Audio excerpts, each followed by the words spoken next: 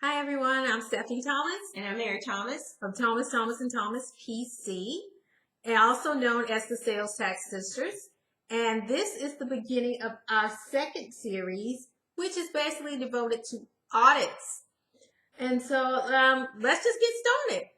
Normally, when you are being audited for sales and use tax, you get a nice, lovely letter in the mail from the taxing authority letting you know that they are going to audit you.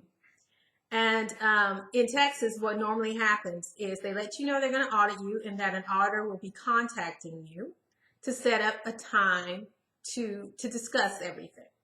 And once they set up a time to discuss everything with you about when the field work should start, and things like that, get some preliminary information, they send you a nice, lovely letter with a laundry list of all of the records that they are requesting. And I think that process is pretty much the same. I think that process is pretty much the same across jurisdictions. I do too. And so you get that letter, and quite honestly, it can be a little bit intimidating because it's a lot of information that they're requesting.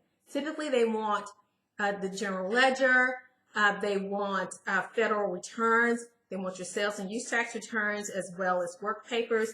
They want access to sales invoices, purchase invoices, asset listings, just bank statements, financial statements. It's a laundry list of things. And so the simple thing to do is don't freak out. Just know that you need to give the auditor the information that they requested. Just start getting ready. Just start getting ready. The thing about it is that until you talk to this person, the auditor, you don't know exactly what they're going to be asking you for. So we've had people who call us up and they're just running, chasing their tail, trying to get every. You don't know what they're going to be asking you for. The letter it's a standard letter. And some of it may not be applicable to your business. But the big thing is, one, note that you can't hide your head in the sand thinking the audit's not going to happen if you don't provide records. Mm-hmm. And they have deadlines like everybody else. You need to start preparing. And just start getting the things that they've asked you for. Start getting them together so that when they do show up, you have something. Yes. And the main point of this is our first video in the audit series. One of the things that I wanted to make sure that we set up front is that you want to give them what they ask for, but you want to limit it to what they ask for. There's nothing more annoying than, on their end, I'm sure, than you ask for specific information and you get a whole lot of other extra information to go through to get to what you're trying to see. You don't want to do that to somebody. You really want to have it be very professional, have it be very clean.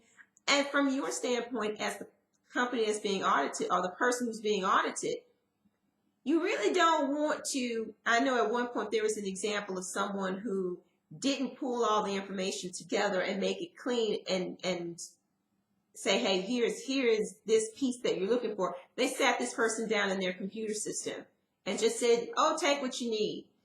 You don't want to do that either.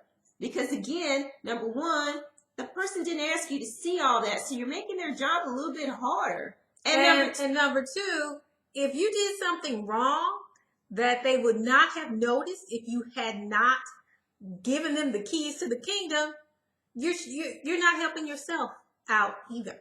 No. So it's a case of they let you know the records they want to see. They let you know the period of time they want to see it.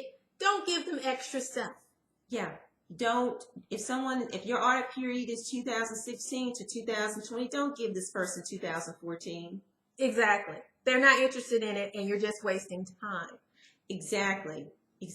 But you don't know what that 2014 transaction may tell them about what's happening in 2016. Exactly. It's just you're opening Pandora's box. So the best bet is to give them what they request and only what they request.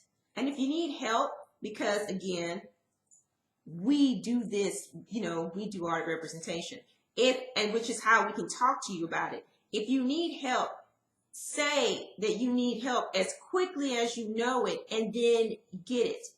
Because like Stephanie said, it's not going away. No. You can make it worse. Yes. You don't want a situation where an auditor says, well, you know, I'm going to estimate how much you owe because I don't have any records from you. And you not even attempted to give me anything. You don't want that brush painted. You don't want to be painted with that brush of being obstructive. A difficult taxpayer. So it's just easier to just act as professionally as possible. Give them what they need to conduct the audit and address issues as they pop up. And they're going to tell you the time frame on which they want the information. So give them only what they want within the requested time frame. Exactly. And you will be good. Now that's not going. Now, if you owe money, you know you owe money, but it's another story. That is another story. So I think that's it for this first video. If you have any comments, any questions, please let us know.